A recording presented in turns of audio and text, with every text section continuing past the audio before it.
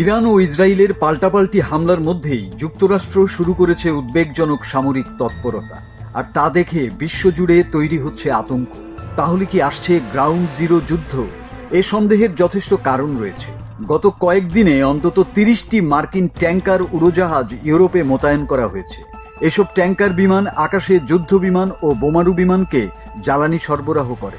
তার মানে সন্দেহ অমূলক নয়, এটা যুদ্ধের সরাসরি প্রস্তুতি। সামরিক বিশেষজ্ঞরা বলছেন এই মাত্রার স্মরণ স্বাভাবিক কিছু নয়। এমনকি বিবিসি ও ফ্লাইট রাডার 24 এর তথ্য বলছে এসব বিমান ইউরোপের বিভিন্ন আকাশে ঘুরছে নির্দিষ্ট গন্তব্য ছাড়াই।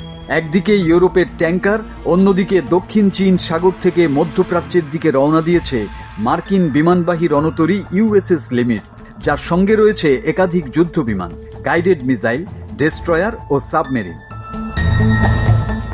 এটি কেবল কৌশলগত প্রদর্শনী নয়, বরং আসন্ন যুদ্ধের সরাসরি ইঙ্গিত। আর সবচেয়ে ভয়ঙ্কর তথ্য হল যুক্তরাষ্ট্র ইরানের ভূগর্ভস্থ পারমাণবিক স্থাপনাগুলোতে হামলার পরিকল্পনা করছে বলে ধারণা করছেন সামরিক বিশ্লেষকরা। তাদের টার্গেট ফোর্দো ও নাতানজ শহর, যা সুরক্ষিত পাহাড়ের নিচে। আর এগুলো ধ্বংস করতে প্রয়োজন বিশেষ ধরনের বোমা, বাংকার ব্লাস্টার। এই ভয়ঙ্কর বোমা বহনে সক্ষম একমাত্র B-2 স্টিলথ বোমারু বিমান, যার উপস্থিতি ইতিমধ্যেই ধরা পড়েছে ভারত মহাসাগরের দিয়েগো গার্সিয়া ঘাঁটিতে। এই বোমা দিয়ে যুক্তরাষ্ট্র চাইলে নিজ দেশ থেকেও ইরানে হামলা চালাতে পারে। এমন আশঙ্কার মধ্যে বুধবার ভোররাতে পূর্ব ইংল্যান্ডের রয়্যাল এয়ারফোর্স ঘাঁটি থেকে 4টি F-35 বিমান সরিয়ে নেওয়া হয়েছে। ধারণা করা হচ্ছে এই 4টি বিমানকে মোতায়েন করা হয়েছে মধ্যপ্রাচ্যে।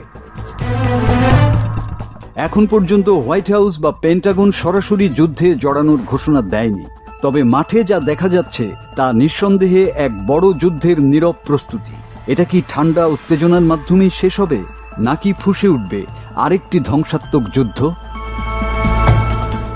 মাসুদ হাসান, বাংলা টিভি।